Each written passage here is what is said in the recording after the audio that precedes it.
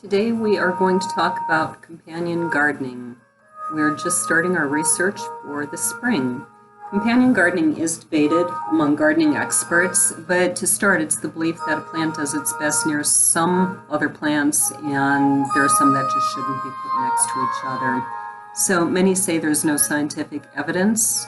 Others say it doesn't matter, it works, and they'll even cite reasons why it works. I come down on the side of it can't hurt because you have to put this thing somewhere.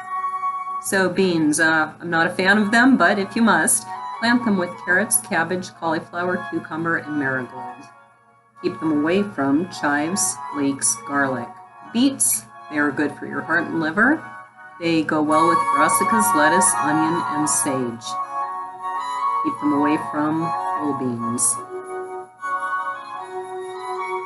Broccoli is full of vitamins and minerals. Plant it with celery, chamomile, dill, and rosemary. Keep it away from oregano and strawberries. Cabbage is great for digestion, skin, and your heart. Plant it with beetroot, potato, oregano, and sage. Keep it away from strawberries and tomatoes. Carrots are great for your eyes, your heart, cholesterol. Plant them with bush beans, pole beans, lettuce, onions, peas, radish, and tomato. Keep them away from chives, dill, and parsnip.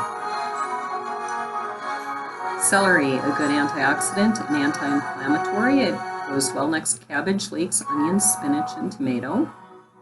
And keep it away from parsnip and potatoes. Corn is good for your heart, eyes, and skin. It goes well next to beans, cucumbers, melons, peas, pumpkins, potatoes, and radish, but keep it away from tomatoes. Cucumber is good for hydration, weight loss, and lowering blood sugar. Plant it by beans, celery, lettuce, peas, and radish. Keep it away from cauliflower, potato, and basil.